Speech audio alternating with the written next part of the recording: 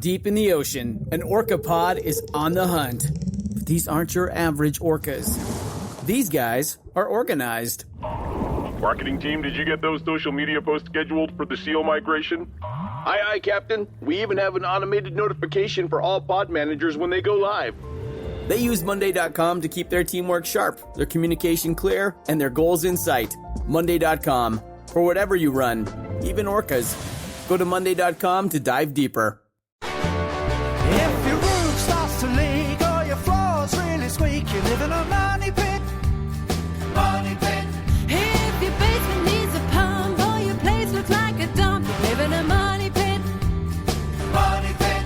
Pick up the telephone, fix up your home sweet home by calling 888 Money Pit. Coast to coast and floorboards to shingles, this is the Money Pit Home Improvement Show. I'm Tom Kreitler. And I'm Leslie Segretti. Hey, what are you working on? What are you planning for this weekend? Do you have a project you want to get done? Well, we would love to help. All you need to do to help yourself is call us with your questions. The number is 1-888-MONEYPIT, or you can go to moneypit.com/ask. So if you're starting a project or you're stuck in the middle, give us a call. We would love to help you work that out and get it done right the first time. Coming up on today's show, if you love the look of greenery around the outside of your house, but now that it's winter, you're trying to move those plants inside and maybe you have a black thumb when it comes to that, well, we're going to help you. We've got a solution to help it make it easier and simpler and more successful for you to grow lots of green inside your home during these chilly winter months. And Thanksgiving guests and big meals are tough on your pipes. Not just your internal pipes from eating all those foods, but I'm talking about the plumbing, you guys, which I guess is also plumbing Connected. for you. Listen, guys, anyway, we're going to share simple tips that you need to avoid so that you do not end up with a holiday plumbing backup. And fall may not seem like the best time to start a gardening project, but it's actually a good time because there's a never-ending supply of leaves and yard clippings to start a compost pile. So we'll walk you through that project. And if you've been hearing strange sounds coming from your toilet, it may be that the flapper is worn out. And that's an easy fix, especially with the new super flapper from Fluid Master. We are giving away a set of 3 to one caller who's drawn at random. But first, we want to know what you want to know to fix up home sweet home. So reach out to us right now with your questions. The number again is 1-888-MONEYPIT. That's 888-666-3974. Let's get to it. Leslie, who's first? Mindy needs some help fixing a stone porch. Tell us what's going on. We have a question about fixing a front stone porch. We want to fix the joint. Do you want me to use Quikrete with the red stripe that says corner and edges, or do you want me to use Type S mortar mix? Also, on the steps at the back, I see a crack. Do you want me to use the concrete and mortar acrylic sealant that comes in a tube and you stick in a caulk gun for that? And another question is at the back of the house, at the bottom of the red brick where it meets a large concrete patio, there used to be concrete there and it broke off. And at that place, to seal that up, do you want me to use the concrete and mortar acrylic sealant that comes in the tube and you stick in a caulk gun? So, Mindy, a couple of things. First of all, if you have cracks that you're trying to fill, Quikrete does make a product that is specifically for that. It's called the concrete crack sealant. And it is good for cracks that are up to a half-inch wide. And they like it because it's pourable. So it sort of flows into those cracks and then is self-leveling, so you don't have to worry about troweling on.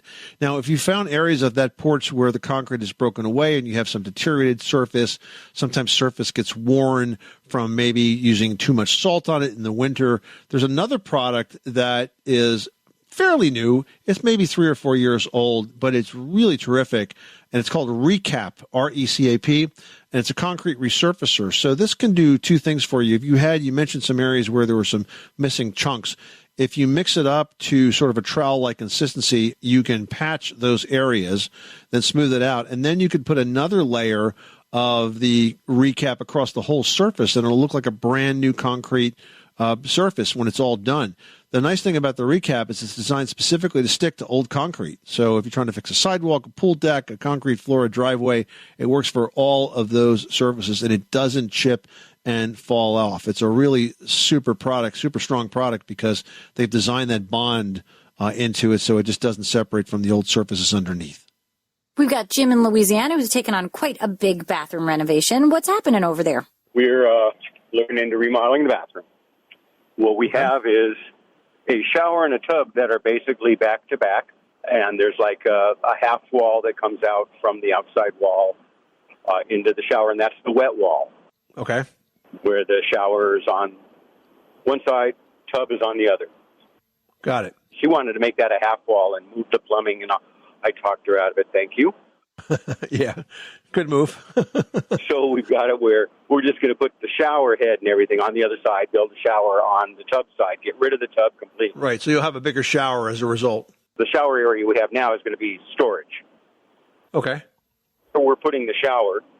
That wall is about 5 feet long or wide, if you will. And there's a 4-by-4-foot window in the middle of it. All right. So the whole world gets to see you while you're taking a shower, huh? well, it's one of those frosted windows. Oh, but if you jump around, you can see things moving. Right.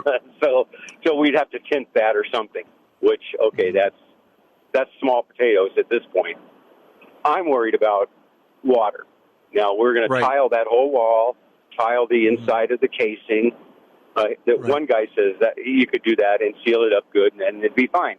Another contractor said, no, we'd be walling that all off. I think you absolutely can leave that window. It'll have some nice light getting in there to the bathroom, and you could put a waterproof curtain over it.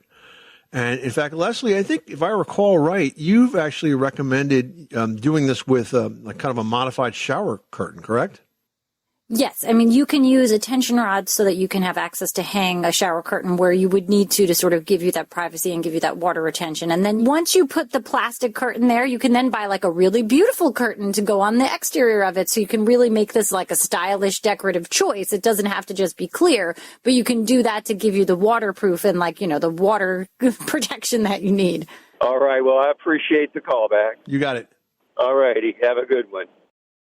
Hey, you're tired of living in a money pit? Well, we're here to help. And if you want us to help out, it would be awesome if you could leave us a 5-star review on Apple Podcasts. Just go to moneypit.com/review. It's only going to take a minute, and it means the world to us. Want to shop Walmart Black Friday deals first? Walmart Plus members get early access to our hottest deals. Join now and get 50% off a 1-year annual membership. Shop Black Friday deals first with Walmart Plus. See terms at walmartplus.com. If you've ever noticed that your toilet is running, this happened to me recently, and, when it first happens, you're like, wait, is somebody down here where the toilet is? Is there somebody that's, because it was in the middle of the night, and I was sort of busy in my office, and I was like, what? Did somebody wake up? No. What was happening was the flapper valve was leaking. It's called the flush valve or the flapper. And so I thought, well, wouldn't it be great if there's an easy way to replace that without taking the whole toilet apart? And turns out there is. It's called the new Super Flapper, and it's from Fluid Master. It stops noisy and running toilets from wasting water, flushing your cash down the drain, or freaking you out when the toilet flushes all by itself and nobody is around. It fits 2- and 3-inch toilet flush valves. It fits pretty much every toilet imaginable. It's easy to install. We're giving away a set of 3 to one lucky listener drawn at random. So make that you. Heck, you can fix up all the toilets in your house at once. The number here is 1-888-MONEY-PIT. Marie in Florida is on the line, who's looking for a easier way to clean some windows around the house. What's going on? Yes, I'm lazy. and I've been reading the ads, and spray and forget. Is there a window cleaner that I can use on the outside that I could just spray and then forget? Okay. Yeah, so spray and forget's a fine product, and that's designed to clean mold and mildew and algae and moss off of siding and roofs and surfaces like that, sidewalks. In terms of windows, so you're looking for a product you spray on and it just does the cleaning for you, and I'm not aware of anything that does exactly that. I think that is a job that is always, once and forever, going to need our own personal touch. Well, I feel like anything that you're going to spray on and leave on is going to leave a streak, because you've got to completely remove whatever cleaning formula you put on there. Otherwise, it will streak or cloud or do something unusual. So that's the issue with cleaning glass. It's not like a product you can spray on a siding and let it sort of do the work. Yeah, there's a line of products that we like. They're cleaning products, including window cleaners, made by a company called Jaws, Jaws. It's jawscleans.com. These are products that where they sell you the concentrate and a mix in a bottle, and for a fraction of the cost of buying one that's already mixed up at the store, you can get a dozen or more bottles full of this stuff by mixing it yourself with the concentrate. And I like it because it doesn't leave any streaks. And I told the guy that owns the company, who I've become friendly with, that I keep a bottle on my desk in my office because I clean computer screens and glasses with it. So you might want to take a look at that, jawscleans.com. And that might be a product that's so easy to use that it wouldn't be so bad for you to have to clean those windows yourself. Okay, that sounds pretty good. I have like 20 windows, and I don't want to clean them.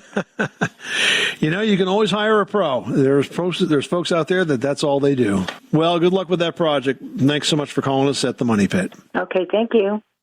Well, if you'd like to choose the best plants for inside your house this winter, the first step really is knowing your house. I mean, which rooms get west, north, south, east sunlight, which one's sunny in the morning versus sunny in the afternoon, and, of course, where you want to put these plants, and then that will help you choose accordingly. Now, with that in mind, you have to consider which types of houseplants are most popular and which work best in varying levels of low to bright light, because you want to pick the plant for the condition in your home for it to do well. Yeah, now popularity doesn't always win out because the number one plant that's requested from nurseries is a ficus. I really love ficuses. I had a beautiful ficus at one point in an apartment, but it turned out it wasn't a very practical plant. They're difficult to maintain, they're grown in full sunlight, and they drop a lot of leaves, very dense foliage. You'll be cleaning them up forever. Now, the best alternative there is something called a Kentia palm. And this is super popular in parlors and dens of those lovely Victorian homes. Each leaf is kind of gradually smaller on each palm frond. It's got a super rich green color. It's very elegant looking. Also, the lady palm is a wonderful choice. Each leaf is sort of like a lady's hand with a paper-like texture. I mean, they're not looking at my hands with my glue gun bites, but that's what happens. Exactly. There's also several varieties in the Drusina family. These are cane varieties as well as shorter plants and taller plants with variations in the leaves for really nice color contrasts. Now, orchids, they're also a great option, especially the moth orchid. Those flowers can last for months. They're very easy to maintain. They don't need a ton of sun, but don't ask me how to get the flowers back after they come off. I have never been successful in that, although my father-in-law was always very successful with that. So who knows? If you've got a green thumb, an orchid could be amazing year-round. Well, one task that often trips people up also is not knowing when to repot a plant. If your plant is not absorbing water, either it's full of roots and not absorbing properly, or it's so full of roots, there's absolutely nowhere for the water to go. And it might be time to repot that plant. So in general, you can go about 2 inches upwards in the pot size from where you started. And make sure when you use potting soil, don't be confused with topsoil, which is used outside. You want to use rocks or a piece of broken clay to sort of line that pot. Make sure that pot has holes. This way the dirt doesn't clog those holes and then the plant can drain, because too much water, even though you're like, I'm watering the plant, is not a good thing. Yeah, and then just add the soil. You want to go almost to the rim and then add your plant and then fill that dirt to cover and water it thoroughly. And with those tips, you'll be enjoying plants all winter long. All right, we've got David on the line who wants to talk about the insulated concrete forms. What are you trying to build? Well, I've seen that it's durable, withstands a lot of weather. It's highly insulated, so it's efficient, and also quiet because of the construction with the foam and the concrete in the walls. So to me, it seems like a good idea for building a new house. It seems like the way to go, but I just wanted to see your opinion of that. Yeah, so let's talk about what this actually is for those people that are not familiar with it. Insulated concrete form construction, or ICF blocks, kind of look like gigantic Lego blocks. And when you build a house with ICF blocks, you basically stack them up one on top of another. And then the inside of the block is hollow, and that's where you pour the concrete. So when you're done, you have a solid concrete wall with insulation on the inside surface and on the exterior surface. It's an incredibly durable product. I've actually known about it for over 20, 25 years, And I tell you, when I first heard about this stuff, I thought to myself, if I'm going to build a house someday, I'm definitely going to consider ICF because it does make a lot of sense. In terms of its durability to natural disasters, we always worry about debris that gets flown around, a tornado or a hurricane. It can't pierce these walls. Remember, it could go through the windows, but it can't pierce these walls. They're really that tough. And because they're so dense, that's why it's also quiet at the same time. The other advantage is that you need fewer bearing walls. If you design it right, you basically the interior walls become somewhat movable, so you can easily expand and move your footprint around, or at least have that much flexibility. If you use ICF construction with TJIs, which can span, I think, up to 32 feet, there's a lot of flexibility. It gets a little bit complicated for wiring and plumbing, but, once the electricians and the plumbers, if they've had an experience with this, get their hands around it, it's not terribly complicated. It's just different because it takes a little bit longer. Remember, with the foam insulation, you're going to have to sort of cut that out, set the wires in for the outlets and light switches and things of that nature. So that's a little bit different, but it's certainly something that's easy to overcome. So I think it's a great option, and I would strongly consider it. Well, thanks for the help. I appreciate the advice. All right. Good luck with that project, David. Thanks so much for calling us at 1-888-MONEY-PIT. You're welcome. Glad you helped. Bye. At Sierra, discover joyous deals on great gifts for everyone on your list. Like cozy slippers, ski gear, fishing poles, bikes, large kayaks, even larger canoes. Whew. Which might lead to another discovery.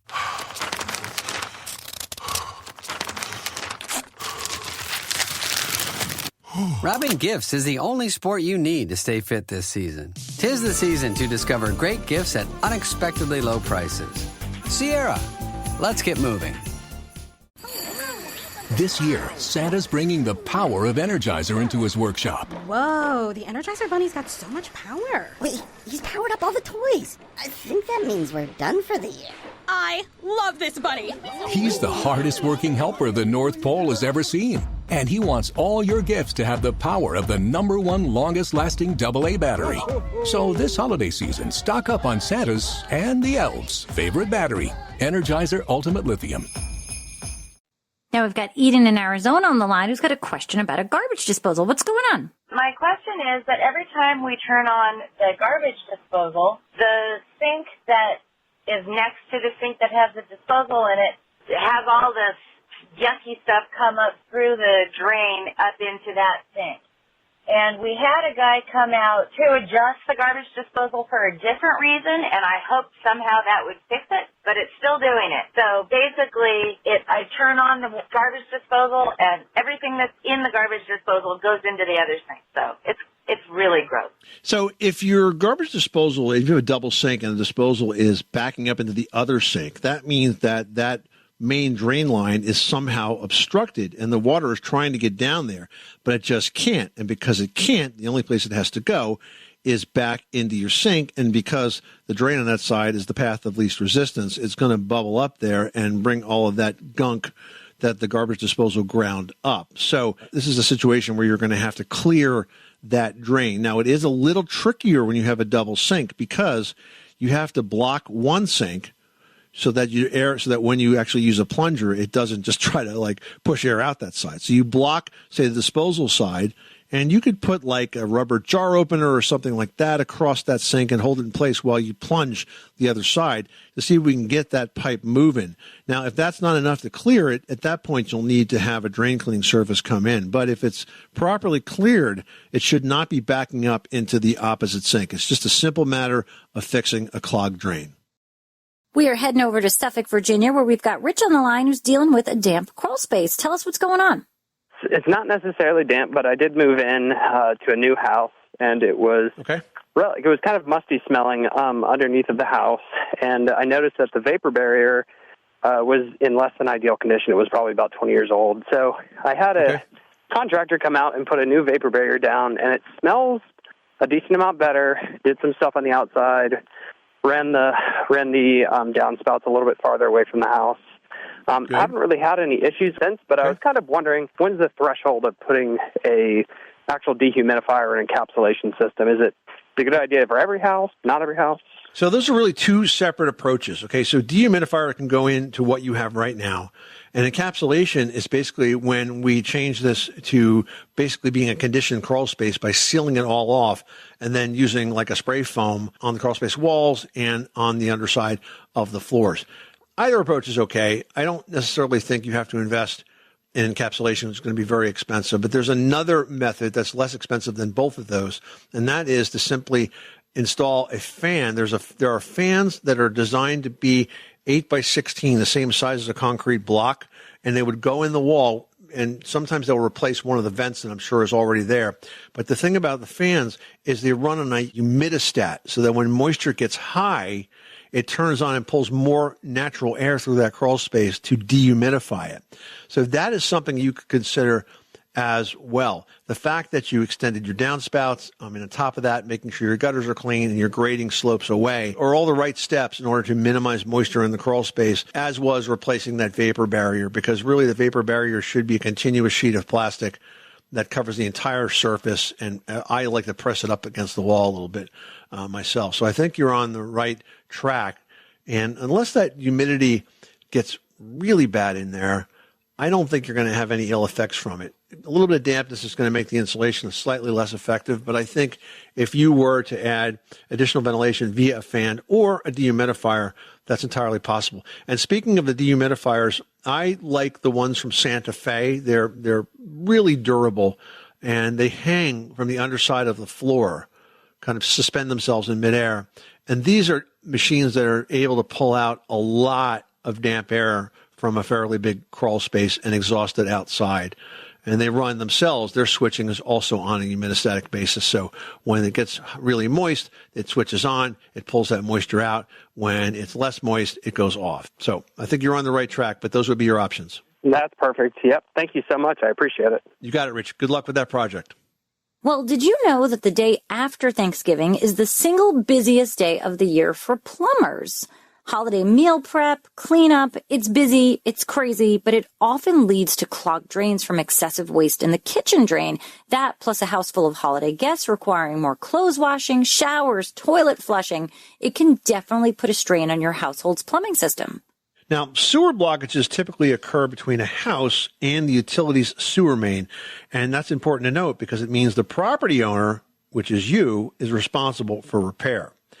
Avoiding the potentially big bill really comes down to how well you've disposed of fats, oils, and grease. Those are the three enemies of clogged pipes, the fats, the oils, and the grease. And when they get washed down the drain, the grease and the oil can adhere to the insides of the pipes. And over time, that buildup of grease will restrict the flow of wastewater, and that causes the backups, which can get pretty nasty. Now, if you'd like to avoid setting an extra place for your plumber at the Thanksgiving table, you want to do the following. Do not pour fats and cooking oils down the drain. They do solidify in your pipes. Instead, you want to wipe grease from the pots with paper towels and throw them in the trash. I mean, I always tend to let everything cool down in those pans and then dump the grease first in the garbage and then wash. We keep like a soup can for like oils, and we fill that up. And once it gets filled, then we drop it in a bag, like an old plastic shopping bag, and then put that in the trash so we're not constantly having to do it. Yeah. The other thing to think about is stringy, fibrous, or starchy waste. For example, poultry skins, celery, fruit and potatoes, shrimp peels. If you put those in the garbage disposal, you're going to be creating a heck of a mess. So don't do it. They can't sufficiently be broken down, even in a good garbage disposal. So you definitely should stay away from that. So keep those tips in mind, unless you do want to, as Leslie said, set an extra place for your plumber at the Thanksgiving table. Although I'm sure he'd appreciate it. Everybody likes a nice home-cooked meal. Especially at double time and a half. Julianne in Massachusetts, you've got the Money Pit. How can we help you today? For the past several years, have used silicone caulking to fill in a 1/2 inch gap between the bottom of the back door sill and the concrete walkway that comes up to it to keep water and critters from coming through. Okay. It breaks down very easily, so it needs to be replaced, and it's such a big gap, it really doesn't hold up well. Right. So I was thinking of using the expandable foam, but I was told that is not waterproof. Yeah. And someone else recommended using hydraulic cement to fill in that gap and make like a lip there to keep keep the elements out. So The sill is the bottom sill of a door. It's not. Is it the kind of sill that could be removed off of the concrete?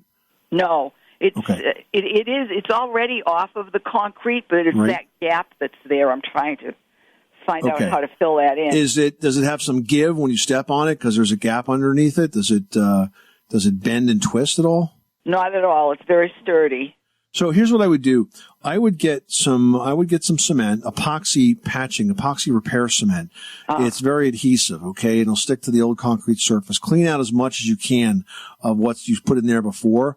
And then I would very carefully with a very small trowel, or you may even be able to do this with like a putty knife, I would start to pack the underside of that sill with that epoxy patching cement until the point where it just starts to squeeze out ever so slightly from the bottom of that sill. And then I would just let it harden right in place. So two things will happen. You'll seal the gap and also you'll reinforce that open space, because one of the reasons that the caulk falls out is because caulk is rubbery and it's just going to bend and flex and tear away. But if you use a solid cement to fill that gap, you're not going to have this problem anymore. Good idea. Thank you very much. You're welcome. Good luck with that project. My dad works in B2B marketing. He came by my school for career day and said he was a big ROAS man. Then he told everyone how much he loved calculating his return on ad spend. My friends still laugh at me to this day. Not everyone gets B2B, but with LinkedIn, you'll be able to reach people who do. Get a $100 credit on your next ad campaign. Go to linkedin.com/campaign to claim your credit. That's linkedin.com/campaign. Terms and conditions apply. LinkedIn, the place to be, to be. This episode is brought to you by Skinny Pop Popcorn. Perfectly popped, endlessly delicious. Oh, so light and crunchy. Skinny Pop Original Popcorn is the snack you've been searching for. Made with just 3 simple ingredients: popcorn kernels, sunflower oil, and salt. Snacking never felt or tasted so good. Perfectly popped, endlessly delicious. Give yourself permission to snack and pick up Skinny Pop Original Popcorn today. Give us a call because we have got great advice to share, but we also have a great reason to reach out. Have you ever noticed that the toilet can just kind of run on its own and make a ton of noise, or maybe even flushes all by itself? Well, we have a great prize that can help you stop those noisy running toilets from wasting water and flushing all of your cash down the drain. We've got the Fluid Master new Super Flapper. It fits both 2-inch and 3-inch toilet flush valves and pretty much every toilet out there imaginable. And it's got a water adjustment feature that allows you to customize the water level in your tank, so that will maximize your flush and save water. It's really easy to install. I mean, Fluid Master makes it very, very easy. They have a ton of videos and a ton of instructions to help you accomplish this task. It ranges from $14.98 each or $45 for all 3. So it's a great prize up for grabs this hour. That new Fluid Master Super Flapper is available at the Home Depot for $14.98. But as you say, we got a set of 3 going out to one lucky listener drawn at random. So you can update all the toilets in your house at once. So make that you. Call us right now with your questions at 1-888-MONEYPIT or post them at moneypit.com/ask. Just click the blue microphone button. Well, fall might not seem like the best time to start a gardening project, but with a never-ending supply of leaves and yard clippings on hand, it's actually the perfect time to start a compost pile. So to do it right, you want to choose a level spot that's about 5 feet square and out of direct sunlight and away from roof drainage. Clear any grass from that spot and build your pile right on top. Yeah, now a compost pile needs a mix of browns and greens, and that's sort of shorthand for carbon and nitrogen-based plant materials to feed the microbes as they break down those scraps. Browns can include leaves, twigs, wood chips, as well as shredded newsprint and cardboard. And greens is those fruit and vegetable scraps, the grass clippings, and not so obviously, I don't think people think about coffee grounds and eggshells. You want to layer the browns and greens in roughly equal amounts in the pile. Then aerate the pile with a pitchfork or shovel about once a week to distribute the air and the moisture. And your compost is ready when it's dark and rich like soil. Now, we've been composting for years, and the thing that's kind of fun about it is there's sort of like a potluck aspect to it. When you use the compost in your garden, all of a sudden you'll see like a pepper start to grow where you didn't really plant one. Or maybe there's a tomato mixed in with the corn because the seed was in the compost and it germinated and started to grow the plant right there. So it's a fun project to do, to tackle, and you often get very interesting results. Robert in Arkansas, you've got the Money Pit. How can we help you today? Well, I am trying to find something that seems that nobody makes anymore. I'm looking for a metal continual ridge vent for steel roofing. What I've got in my hand is take the letter U and add a wing on both sides, flatten the bottom, comes in 10-foot sticks, and is cut to fit the corrugation on the steel, and then the roof cap screws to it, a separate independent piece, and it's made out of metal and it's perforated. It's a ridge vent, essentially. That's a metal ridge vent, but you're saying it's designed specifically for metal roofs? Right, specifically for metal roofs. And, for decades I've got it, and I put a roof on over 15 years ago, and we had the bad storm we went through, and I've got to replace parts of it. But no one, big box, little box, and steel manufacturers can find this vent for me. And I know it comes in 10-foot sticks, and it's the metal piece that screws down to the roofing, and then your ridge cap, screws onto it. So, John, first of all, a ridge vent is a really good thing to have because it provides an area of the roof where as wind blows over it, it will depressurize and pull warm air out of the building. I can see that it might be a challenge to find a ridge vent that's specifically designed for metal roofs, but there is a number of manufacturers out there that make them. There's a product called FlexOvent that is designed specifically for ridge vents. There's another company called Plyco, Plyco, that has another vent that's specifically designed for metal roofs, a ridge vent for metal roofs. I think if you check out those two brands, you may find one that works for you, and then you've got to try to obviously get the supplier, find a supplier locally. Now, some suppliers will be able to order this stuff in, but if you contact these companies, they may be able to ship them. I see that they come in at least, I guess with the Plyco comes in 8-foot lengths, and I'm not so sure about the FlexOvent, but they certainly come in lengths that may be shippable to your location. Okay? Got it. We'll definitely look them up. I appreciate it. Good luck. Thanks so much for calling us at 888-MONEY-PIT.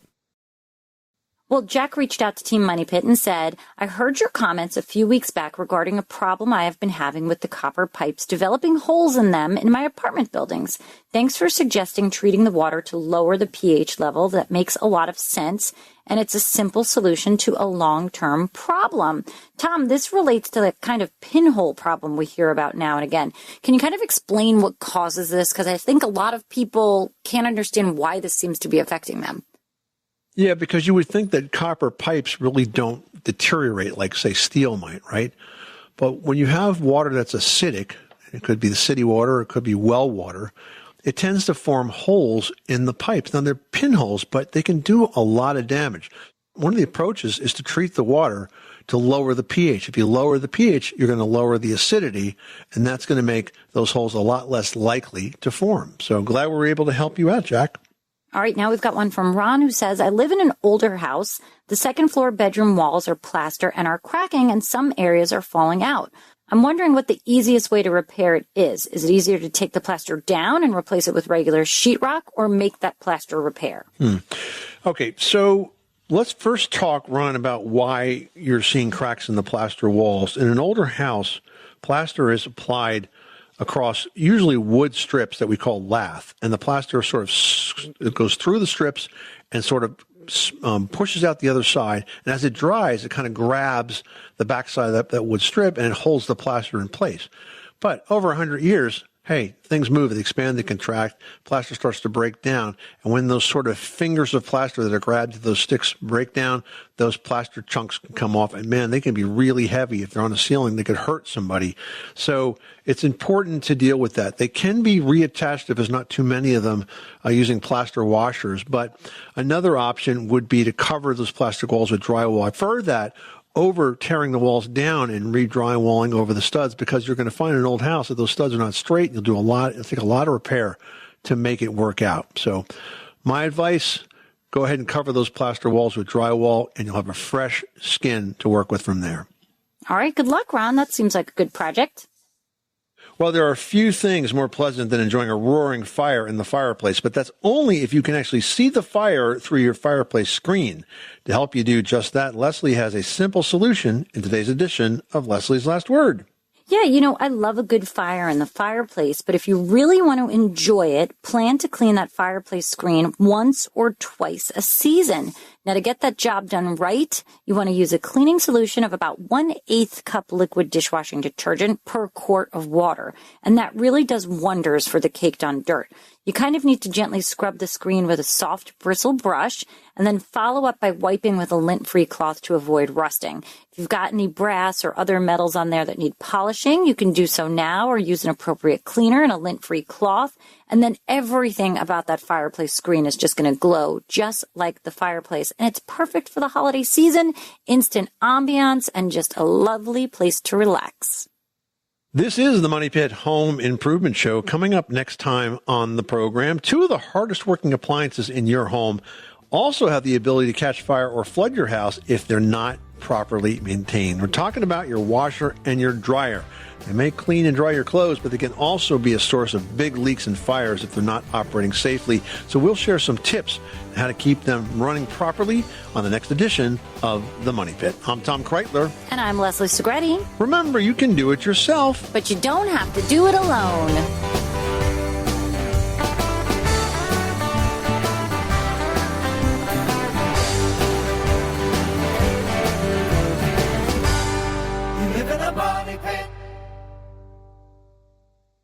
Ryan Reynolds here from Mint Mobile.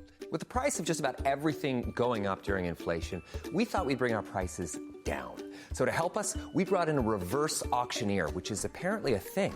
Mint Mobile Unlimited Premium Wireless. How to get 30, 30, bit to get 30, bit to get 20, 20, 20, bit to get 20, 20, bit to get 15, 15, 15, 15, just $15 a month? Sold! Give it a try at mintmobile.com/switch. $45 upfront payment equivalent to $15 per month. New customers on first 3-month plan only. Taxes and fees extra. Speed slower above 40 gigabytes. See detail. How do you feel when you switch to Geico and save on your car insurance? It's like going to work on one Thursday morning and thinking to yourself, just one more day until Friday. But then somebody in the elevator says, Happy Friday! Then you check your phone quickly and discover today is actually Friday. So yes, Happy Friday, random stranger in the elevator. Happy Friday indeed. Yep, switching and saving with Geico feels just like that. Get more with Geico.